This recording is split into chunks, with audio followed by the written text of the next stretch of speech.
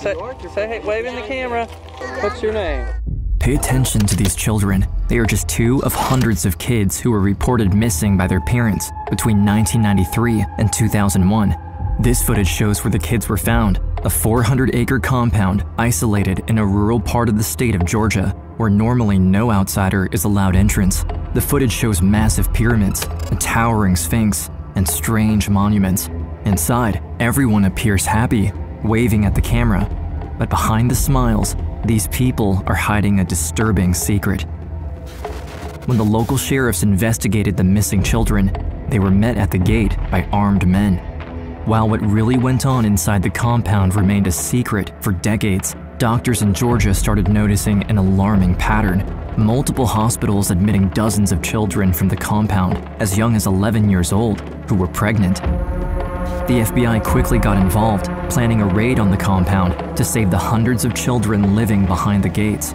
But the FBI was afraid of having a repeat of the attack in Waco, Texas, a cult raid which saw dozens of young children murdered and sparked mass hysteria. The FBI would have no idea what they were up against until one 7-year-old girl escaped the compound before it was too late. She was the only one who could expose the truth. It's 1977 in New York City. 2-year-old Niki is living with her mother in a small apartment in Queens, New York, a neighborhood riddled with crime and violence. There was a lot of gangs. There was drugs everywhere. Heavy on crime, heavy on murder, especially on Bushwick Avenue. Every day, as Niki's mom leaves for work, she experiences the brutality of the streets of New York. She thinks about little Niki. This is not the world she wants her to grow up in, but with little money, the single mom doesn't have many options. But one day, everything changes when Niki's mother is approached by a man in a long white garment. He hands her a book and points at the address printed on the cover. That night, she becomes filled with curiosity and reads the book cover to cover, finally feeling that her prayers and hopes for a better life are being answered. Immediately, she decides that she will visit the man the next day. As she walks down the street, she proceeds with her usual caution, but as she approaches 717 Bushwick Avenue, she feels the air around her begin to change. Slowly, she hears the faint sound of a choir singing. As she walks in, she sees children laughing, playing, and running around freely in beautiful garments. She comes face to face with an entire community, a community who preaches about their struggle while lifting each other up. After this first meeting, a new routine starts for the young mother. She begins attending the gatherings regularly, finally finding a place that feels like home. Slowly, the streets of New York feel safer with the help of this new community, and as the years go by, Niki's mom starts to change. She finally sees a future for her and her kids, one that is hopeful and full of possibilities. Niki, now 7 years old, starts to become more and more aware of her mother's faith, and for the first time since her mom's discovery, she tags along to a sermon with her. Niki's mom watches her daughter as she enters. Seeing her child carefree and surrounded by such peace and joy brings tears to her eyes. Behind this safe community is one man who made it all happen. It's charismatic preacher, Dr. Dwight Malachi York. He could walk in this room and get along with everybody. He knew how to bring people together, and that was his personality. The community, known as the Nuwaubian Nation, had its roots in New York City back in the 1960s. At the time, the city was an even more dangerous place to live, especially for African Americans, who faced daily discrimination and violence in the years following segregation. Racial tensions were high, and the streets of New York were no less forgiving. Muggings, drug deals, and violent crime were a part of everyday life. So for many, the new community offered more than just a spiritual and cultural liberation. It was a safe haven for Black residents in New York and across other cities along the East Coast. For people of African descent, our history, our culture were literally severed by slavery. So who are we? Here comes Malachi York and says, oh, I have an answer to that. You are the original man, the Asiatic black man, the maker, the owner, the freedom founder, the father of civilization, and God of the universe. And York says, well, why can't we have our own communities that are consciously planned for people of African descent? And if you're not black, you don't belong in this room. All right now. It's a black thing. That's right. York was an accomplished speaker who spent decades building this community. He often spoke about fighting for Black Americans and had ties to the Black Panther movement. On the side, he was also a musician, producing his own smooth jazz, funk, and disco records. He was an artist, an activist, and most importantly, the leader of the Nuwaubian Nation. His message of self-empowerment and strength only grew stronger into the 80s, and that's when, in 1986, Niki's family takes a big leap of faith. At just 11 years old, Niki officially moves into the compound in Bushwick, New York. Along with her 2 younger siblings, she's promised a roof over her head, protection, and the assurance of a better, brighter future. It was an exchange from the hard-knock life of being on the streets to moving into a community that was completely secured and protected by our own people. But with their new lives come new rules, new customs, and ultimately, a completely new way of life. My wardrobe changed, how we ate changed. We would study the Quran. We learned Arabic from Arabic teachers. The spiritual leader is particularly fond of Niki and her siblings and makes sure they're well fed, properly dressed, and kept entertained. He pays them close attention, greeting them warmly, checking in on their well-being, and ensuring they're included in community activities. For Niki, the attention feels comforting, special. In a way, she's found a new father figure to look up to, someone both protective and powerful. A little after I joined the community, my mom became one of his wives. That meant I was one of his children, and I looked up to him. That's my dad. Dr. Malachi Dwight York is the center of the Nuwubian Nation. He is revered as their leader and their savior. He is the provider of safety and hope. By this point, there's over 1,000 members, and their community center in Bushwick is becoming increasingly crowded. It comes to a point where it's clear to York that they've outgrown the city streets, and a new chapter needs to begin. A physical state with our own passports and our own tax system. I'm talking about our own nation, where no one tells us what to do but us. Dwight York decides to build a new home for his congregation, and it will be over 900 miles away from New York, in the rural farmlands of Putnam County, Georgia. We're driving cross country. You see the rural areas that we weren't accustomed to seeing. We pulled onto the property and it was just open land. It was amazing.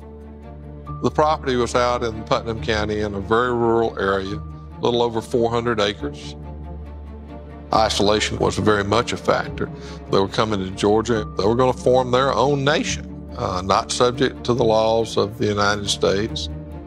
Before York starts building in Georgia, he decides to fully overhaul the Nuwubian Nation doctrine, drawing from different cultures, religions, and mythologies from around the world to create a new identity for his community. He makes drastic changes to his appearance in his quest. One moment, taking on a Western persona, donning cowboy hats and boots. Next, he claims to be an extraterrestrial being called Yanun, and even going as far as calling himself Chief Black Thunderbird Eagle while wearing a feather headdress. He moves from one identity to the next until he lands on the perfect one that will define the new Nuwubian Nation. York gathers his followers for a sermon. There, he proclaims the true origin of the Nuwaubians, that they are, in fact, descendants of ancient Egyptians from a different planet. His loyal followers welcome their newfound identity and quickly get to work. They begin building. A massive sphinx head is erected, towering over the previously abandoned farmland. Artists are hired, murals are painted, and before long, dozens of elaborate structures and several large pyramids begin to take shape. With each new structure, the place transforms into something so bizarre and theatrical, drawing more and more attention from their neighbors and passersby. Dwight and his followers name it Tamaray, Egypt of the West. If you were coming into Putnam County on Georgia Highway 142, all of a sudden there are pyramids out there in the middle of a cow pasture. It was very unusual. Have you seen their property out there? Oh, I've seen it. What do you think? I think it's kind of strange. Though the neighbors are confused by the strange new community, the compound isn't disruptive. The grounds stay tidy. There's no noise and no trouble. It's strange to look at, yes, but it appears harmless. But the truth is not what it seems, and what's really going on behind these walls is far more disturbing. 2 years after joining the Nuwaubian community, Niki finally feels settled in her new home. But then, one day, one of York's wives finds Niki alone on the grounds. She calls her over urgently, leading her to a private room, and that's when the woman tells the young teenager something she never expected. One of the wives, she had a conversation with me and said, York would be the person that would teach me about sex, and she would help me and talk to me because, you know, these are things that you want to know as a growing woman. In a state of shock, Niki doesn't know what to do or how to feel. She just listens. Maybe this is normal, and every other young girl in the community gets the same talk from Dwight York as part of his teachings. After all, he is the respected leader, the prophet. One of the things that he told us is the person who takes your virginity, that's the person that you're always going to be connected to and loyal to. That's when the 45-year-old York comes in and locks the door behind him, leaving him and Niki alone in the room. The young teenager looks at the man she calls her father. Something feels wrong. Suddenly, a strong sense of fear washes over her. In that moment, the trust she once had in him shatters. And he was just like, it's not a big deal. Like, why are you making this a big deal? It wasn't something that I wanted to do, and he just kind of held me down and just did it. I was miserable. I used to write him many letters saying that I hated my life. And, you know, I wish I wasn't born, but there's nothing I could do about it. This is someone who, for all of my life, was our leader, our master teacher. So when you have that ingrained in you, you don't want to leave. The world she thought she understood, the people she thought she could rely on, all feels different now. Everything has changed, and there's no going back. Niki stays quiet, trapped by the rules and by the eyes constantly surveying her, making sure she stays loyal and doesn't disrespect the leader by going against his teachings. With no one to turn to, not even her own mother, it feels like there's nowhere else to go. It completely starts out with gaining their trust. Your parent is telling you that this is God and this is our Savior. So they believed they were supposed to do whatever they needed to do to please Him. Niki lives in fear, harboring a secret that she tells no one. Everyone in the community acts normally, praising Dwight York, worshiping their leader, not knowing the darkness this man possesses. But as the teenager grows up, something inside her tells her that she's not alone. I started seeing the patterns of certain things.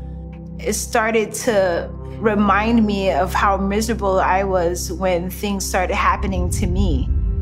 York's power has only grown, unchallenged and out of sight. A part of Niki knows she needs to escape to save herself and the other children, but the fear of leaving behind everything she knows, everything she has ever had, is strong. Having been herself a victim of Dwight York is one thing, but seeing the same thing happening to younger children is another. In spite of years of manipulation and grooming, Niki can still see how wrong everything is. Over time, she realizes that she needs to escape, not just for her sake, but for all the other girls who need to be protected. Being in a space that's supposed to be holy and pure and protected and happy, but we're miserable, times keep getting worse and worse. And I was scared to leave because I'm not going to be protected. I don't know anything on the outside. But some parts of me was like, I'm willing to go to the unknown. However, her mother doesn't see it that way. For her, the community is what saved her and her kids from the dangers of the world. So when Niki gathers up the courage to confess her plan, her mom's reaction takes her by surprise. The side she has chosen is not her daughter's, and that's when a campaign of intimidation and pressure begins, led mainly by York, but also by her own mother. Despite the heartache, Niki tries to stay strong. With no family on the outside to help her, she tracks down a former cult member, now living in Atlanta, who offers her a place to stay while she reaches safety. Meanwhile, York is furious to see one of his daughters trying to leave him. The betrayal is huge, and his pride is on the line.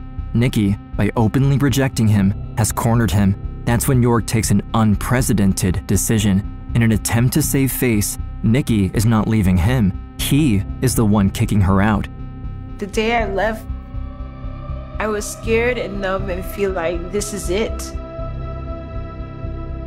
If I'm gonna die, then at least I made that one thing, that choice of my own, because I didn't have any choices. I had to do what I was told the whole time. Her mission is clear: expose the disturbing truth about York's cult and save the children still trapped at the compound before it's too late. But unbeknownst to her, the FBI is already on it. For years, the FBI has been quietly building a case against the cult leader ever since they started receiving the most unusual phone calls from across the country, calls from parents who all had missing children. We would get calls from a mother or a father. My daughter's down there in a cult. I can't get in touch with her. I don't know what's happened. Can you try to find out from me? But I would go there. There was always an armed guard at the gate. You know, they wouldn't let you on the property. At that time, I didn't know what was going on. Then, doctors from the surrounding area started sounding the alarm. They were uncovering a horrific pattern. Girls as young as 11 years old were showing up at hospitals pregnant. As they traced their locations, they all came from one place, the Nuwaubian compound. While agents continue their investigation into York, there's growing concern about the potential violence and innocent lives that could be lost if the FBI confronts the community leader directly at the compound. We had received information over the years that he had a stockpile of weapons. We were concerned about a shootout. York becomes increasingly aggressive and reckless, appointing armed guards to guard the gate, while the locals of Putnam County become even more wary of their strange neighbors as things escalate. When I went by there one morning, they're marching around with guns, and I just don't think that's the thing to have. When you're met with armed individuals who claim that they're not subject to your laws, armed conflict is usually instantaneous. We're going after the leader of a cult. How are we going to do this? How do you infiltrate a cult? It's clear that something sinister is happening at the compound, but with no witnesses willing to talk about it, authorities are left in a tough spot. Both the FBI and law enforcement in Georgia don't want to have a repeat of Waco. We have what appears to be a fire going on right now, raging at the Branch Davidian compound. In 1993, in Waco, Texas, just 1 year before the investigation on the Nuwaubian Nation leader Dwight York began, a 51-day standoff between the FBI and a religious group called the Branch Davidians ended in a deadly fire, resulting in 76 deaths, including 25 children. What began as an attempt to serve a search and arrest warrant escalated into one of the most tragic events in U.S. history.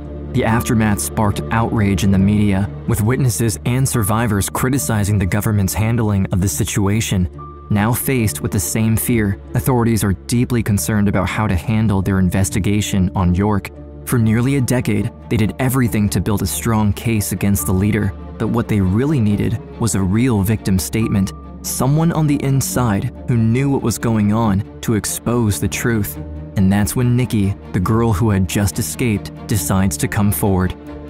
He took advantage of our work, our bodies, our minds. He had us fooled. He doesn't get to have the last say in that. Finally, with the survivor on the record, authorities have enough evidence to make their move. On the morning of May 8th, 2002, Sheriff Sills and an army of over 200 deputies, U.S. Marshals, and FBI tactical agents get ready to bring in Dwight York. The difficult part is that they need to prevent York from rallying his followers to violently resist the police upon entry. If this goes wrong, it could quickly turn deadly, and they know a lot of children are on the premises. That's when Sheriff Sills comes up with a plan. The first step will be closely tracking Dwight York, patiently waiting for him to leave the compound before the raid. The FBI had him under surveillance on the ground and by air support. Hours pass. The authorities wait in silence, in fear of what comes next. Finally, the gates of Tamaray open. They spot a sleek, black car leaving. The FBI agents start following it, doing their best not to get spotted. We learned from radio communication that his vehicle had pulled into a parking lot of a grocery store. The SWAT team was there and the arrest teams. Our job was to make sure we could identify him. FBI agents hold their breath, waiting for the car door to open. As they wait hidden in the parking lot, hoping Dwight York has been the man in the vehicle this whole time, one miscalculation could risk the entire operation. If it's not York, they can't risk the leader discovering that they're coming for him while still protected at the compound. Then, the car door swings open. A man exits from the back seat. The surveillance team confirms it. It's Dwight York walking out of the car. Now is the time to strike. The agents make their move just as planned. With meticulous coordination, they quickly move out of unmarked vehicles, approaching York, who, surrounded by a swarm of armed agents, finally has nowhere left to run, and the team makes an arrest. Now, it's Sheriff Sill's turn to complete his mission. He swiftly leads a convoy with dozens of local and federal officers into the gates of Tamaray, but not without caution. Hundreds of innocent children and their families live on the grounds. Despite anticipation of resistance and retaliation, they enter without force through the main gates. As the deputies swarmed in, we created a big perimeter. The raid was a show of force involving hundreds of local and federal officers. After years of fear, secrecy, and abuse, Tamaray finally comes to a quiet end. The operation is successful and without any violence. I remember thinking, you know what? We are going to prove this case. We are going to get some closure for so many victims. Now, with York in custody and the Nuwaubian compound disbanded, Putnam County law enforcement continues building their legal case against York with the FBI. For nearly 2 years, they gather more witnesses, expert testimonies, and countless pieces of evidence. York absolutely did not want to go to trial because all his secrets would come out. At the beginning of January 2004, Dwight York's trial begins. He faces charges for several counts of child abuse, rape, racketeering, conspiracy, and tax fraud. While York sits in the courtroom finally facing accountability for his horrific crimes, the survivors sit together, hand in hand. Among the survivors is Niki. She looks at York. He is no longer the self-proclaimed god and prophet she once knew. To her, he just looks like a regular old man, his hair turning gray and his body appearing frail in an orange prison jumpsuit. I hadn't seen him in 3 years, and actually it was kind of liberating because I felt like he can't tell me anything. He can't make me do anything. That was the first time of me getting my power back. Niki stands with her head high, nervous, but with strength. She walks toward the witness stand to testify against the man who once had so much power over her. One witness would lead to the next in terms of identifying victims. And in the end, we identified and interviewed at least 40 victims.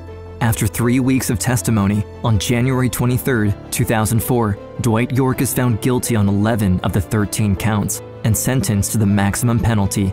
Among the litany of state and federal charges against him, York pleads guilty to 74 counts of child molestation, the interstate transportation of minors for criminal sexual activity, conspiracy, and racketeering. York is currently serving a 135-year federal prison sentence on lockdown for 23 hours a day. He has exhausted all of his appeals, and that's where he will remain. Justice had been served for these victims. What that sentence does too is assures these people that they can now walk with their head high, pursue their dreams. After York's conviction, Niki moves to South Florida with a new lease on life. There, she pursues her GED and finds her passion as an artist with a mission to serve the community and empower others. In 2015, Niki starts an organization called What's Your Elephant, which uses the arts as an avenue to challenge social norms. For the last 20 years, Niki has positively influenced her community. Dwight York called himself a leader, but Niki actually became one. He had us fooled. He never cared about us. He took advantage of our work, our bodies, our minds. Now that he's in prison, he's living how he forced us to live while he took advantage of us. He doesn't get to have the last say in that. Her strength to stand up for herself and for others hasn't gone unnoticed. In 2004, after testifying against York, she received the Louis E. Peters Memorial Service Award, the highest civilian humanitarian award in the U.S. Through her determination to turn her pain into purpose, Niki continues to work with underserved communities, supporting them to speak their truth and share their stories. Today, she stands as a true leader, proof that even in the darkest chapters, healing and purpose can emerge.